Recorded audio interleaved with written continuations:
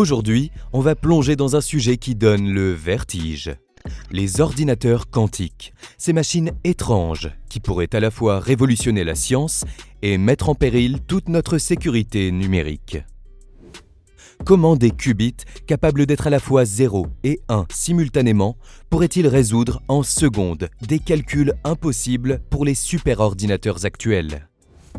Pourquoi ces machines ultra froides, instables et faillibles menacent-elles déjà nos emails, nos comptes bancaires et même le Bitcoin ? Et surtout, la Chine, qui investit massivement dans cette course, va-t-elle nous faire perdre le contrôle de cette technologie avant qu'elle ne guérisse le cancer ?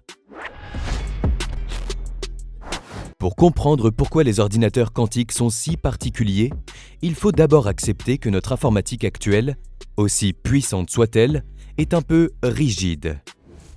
Depuis les années 40, tout repose sur des bits, l'unité minimale d'information qui ne peut être que 0 ou 1. C'est le principe de l'interrupteur, allumé ou éteint. Votre smartphone dernier cri, qu'il vienne de Cupertino ou de Séoul, manipule des milliards de ces petits interrupteurs gravés à une échelle si fine qu'on commence à toucher les limites de la matière. À 3 nanomètres, un transistor n'est pas beaucoup plus gros qu'une double hélice d'ADN. Le problème, c'est que cette logique binaire est linéaire. Un bit égale une information, point final. Pour explorer des millions de possibilités, un ordinateur classique doit les tester les unes après les autres ou diviser le travail entre plusieurs processeurs, mais il reste prisonnier de sa nature séquentielle. C'est là qu'intervient le qubit, la version sous stéroïde du bit classique.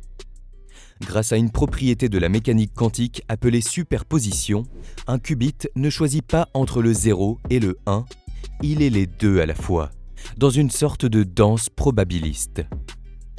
Imaginez une pièce de monnaie. En informatique classique, elle est soit sur pile, soit sur face. En informatique quantique, elle tourne sur elle-même si vite qu'elle est les deux simultanément jusqu'à ce qu'on l'arrête. Cette différence semble subtile, mais elle est explosive. Avec 2 qubits, vous avez 4 états instantanés. Avec 300 qubits, vous avez plus d'états possibles qu'il n'y a d'atomes dans l'univers visible. Ce n'est plus une amélioration de la vitesse, c'est un changement de dimension. On ne construit pas un processeur plus rapide, on construit une machine qui explore tous les chemins d'un labyrinthe en même temps au lieu de tâtonner dans chaque couloir. Cette puissance presque mystique repose sur un autre phénomène, l'intrication. Einstein l'appelait « action effrayante à distance ». 2 qubits intriqués forment un système unique. Modifiez l'un et l'autre réagit instantanément, peu importe la distance qui les sépare.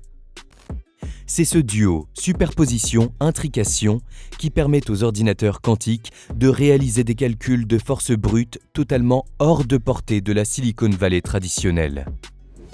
On se souvient de l'annonce de Google en 2019. Leur processeur Sycamore a réalisé en un peu plus de 3 minutes un calcul qui aurait pris 10 000 ans au plus puissant superordinateur de l'époque, le Summit d'IBM. Même si IBM a contesté la durée, l'écart de performance reste humiliant pour les puces classiques. Mais fabriquer ces machines est un cauchemar logistique. Un qubit est d'une fragilité extrême. Le moindre rayon cosmique, une vibration infime ou une variation de température d'1 milliardième de degré et la superposition s'effondre. C'est ce qu'on appelle la décohérence. Pour maintenir ces qubits en vie, il faut transformer l'ordinateur en l'endroit le plus froid de l'univers connu. Les processeurs quantiques d'IBM ou de Google sont plongés dans des cryostats à dilution qui descendent à 15 millikelvin. C'est plus froid que le vide de l'espace interstellaire.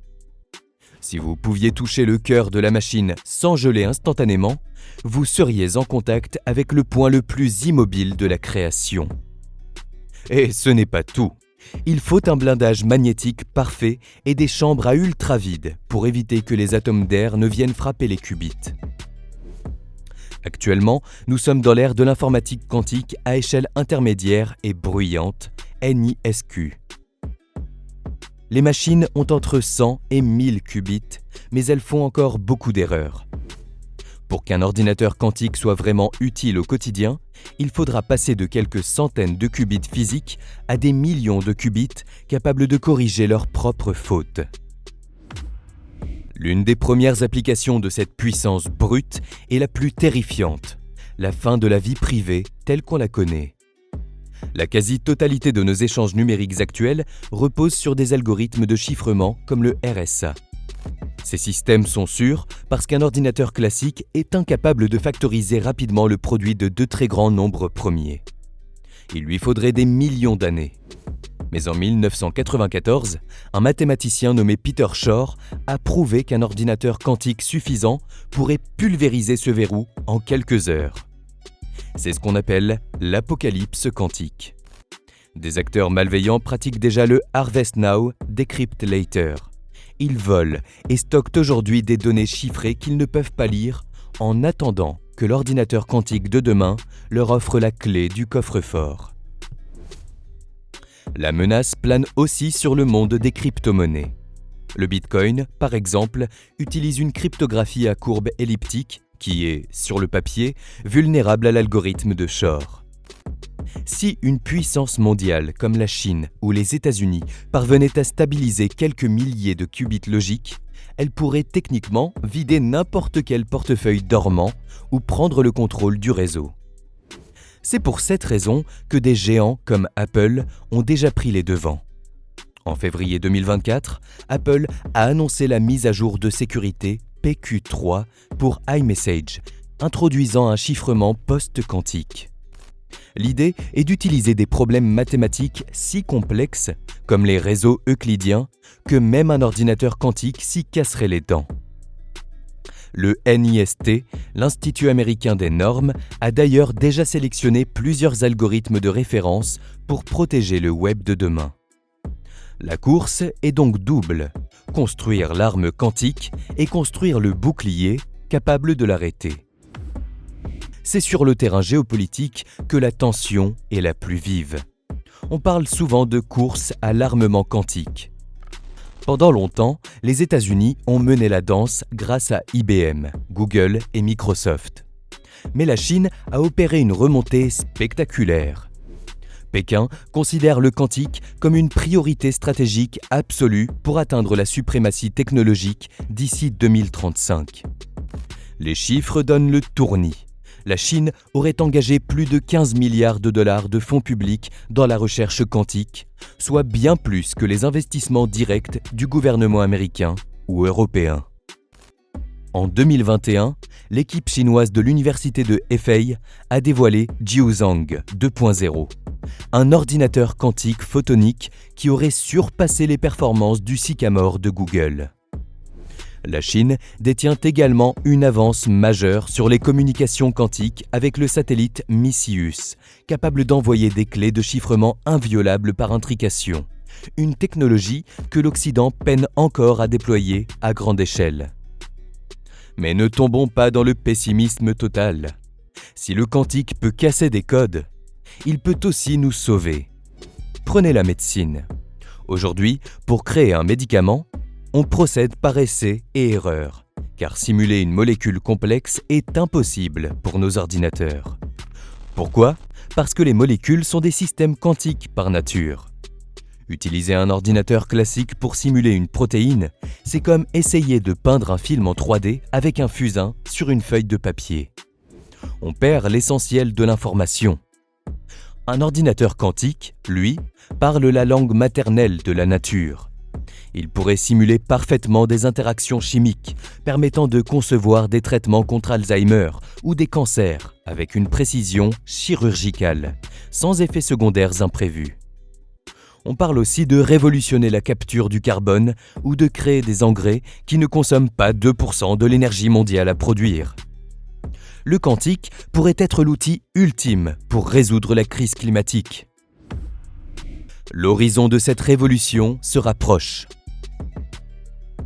IBM a déjà publié une feuille de route ambitieuse visant des systèmes de plus de 100 000 qubits d'ici 2033. Nous entrons dans une phase où le bruit des erreurs commence à être maîtrisé. Ce n'est plus une question de si, mais de quand. Le passage à l'échelle industrielle demandera des infrastructures colossales, des talents rares et une coopération internationale qui semble aujourd'hui bien fragile. Mais une chose est sûre, le jour où l'avantage quantique deviendra une réalité quotidienne, le monde basculera dans une ère aussi différente de la nôtre que l'était le monde de la vapeur par rapport à celui de l'électricité. Nous sommes à l'aube d'une époque où l'impossible deviendra simplement une question de puissance de calcul. Voilà qui conclut ce décryptage. Merci d'avoir suivi jusqu'au bout. Si la vidéo vous a plu, n'hésitez pas à laisser un like et à nous dire en commentaire votre avis sur cette situation. De nouveaux épisodes arrivent bientôt, alors n'oubliez pas de vous abonner à la chaîne et à activer la cloche pour ne rien manquer. À très bientôt.